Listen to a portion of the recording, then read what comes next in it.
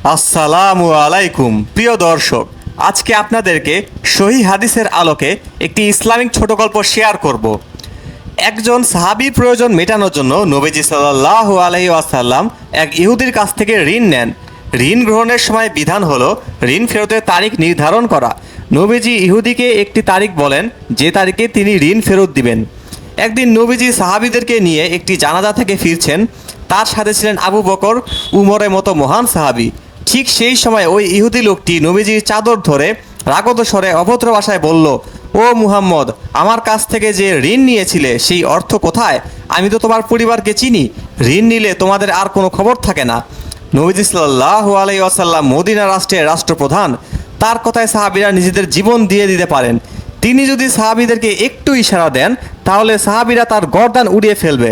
তাকে সবার সামনে এত বড় অপমান করা হলো, অথচ ঋণ পরিশোধের যে তারিখ ধার্য করা হয়েছিল সেটা এখনও বাকি আছে। সময়ের আগেই সুন্দরভাবে না আছে এভাবে অভদ্র ভাষায় দাবি করতে হবে। উমর রাদিয়াল্লাহু আনহু সহ্য করতে পারলেন না। তিনি তার স্বভাবজাত সেই বিখ্যাত উক্তিটি বললেন, ইয়া রাসূলুল্লাহ, আপনি অনুমতি দিন, তার গলা থেকে মাথা বিচ্ছিন্ন করে ফেলি। নবীজি সাল্লাল্লাহু আলাইহি ওয়াসাল্লাম এক্ষেত্রে যেমন ক্ষমতা ছিল তেমনি তিনি ন্যায় ছিলেন। কারণ ঋণ পরিশোধের সময়ের পূর্বেই ইহুদি লোকটি তার চাদর ধরে অপমান করেছে।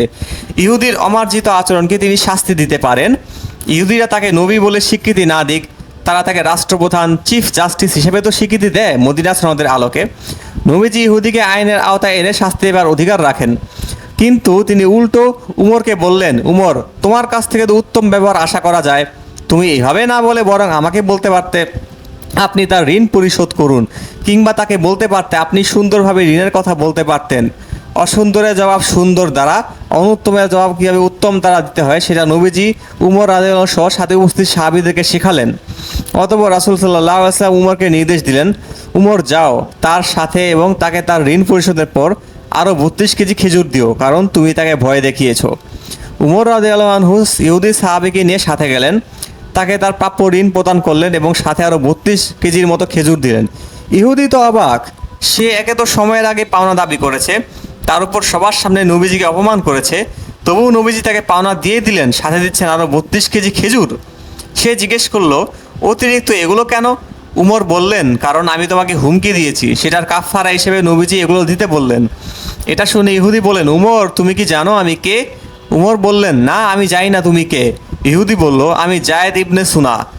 তার নাম শুনে উমরের চক্ষু তো চরক গাছ। জায়েদ ইবনে সুনা, মদিনার সেই বিখ্যাত ইহুদি, রাবাই ইহুদিদের আলেম। উমর রাদিয়াল্লাহু আনহু তার নাম জানতেন, কিন্তু তিনি যে ওই ব্যক্তি সেটা তিনি জানতেন না। জায়েদ ইবনে সুনা বলেন, হ্যাঁ, আমি সেই ইহুদি রাবাই। আমাদের ধর্মগ্রন্থ অনুযায়ী মুহাম্মদ সাল্লাল্লাহু আলাইহি ওয়াসাল্লাম নবী হবার প্রমাণের যত ভবিষ্যৎবাণী পাওয়া যায় সবগুলি আমি তার মধ্যে পেয়েছি। শুধু দুটো বিষয় পরীক্ষা করা বাকি ছিল। সেই দুটো হলো, তাকে কেউ রাগালে তিনি সহনশীলতা দেখাবেন, কোনো মূর্খ তার কাছে এসে মূর্খের মতো আচরণ করলে তিনি বরং সেই মূর্খের সাথে ভালো আচরণ করবেন। অর্থাৎ তিনি মন্দের জবাব ভালোর মাধ্যমে দিবেন এবং অনুত্তমের জবাব উত্তমের মাধ্যমে। তো প্রিয় দর্শক, আজকে ইসলামিক গল্পে আপনারা কি শিখতে পারলেন তা কমেন্টসে জানান এবং সকলকে ধন্যবাদ ভিডিওটি দেখার জন্য। সকলে ভালো থাকবেন।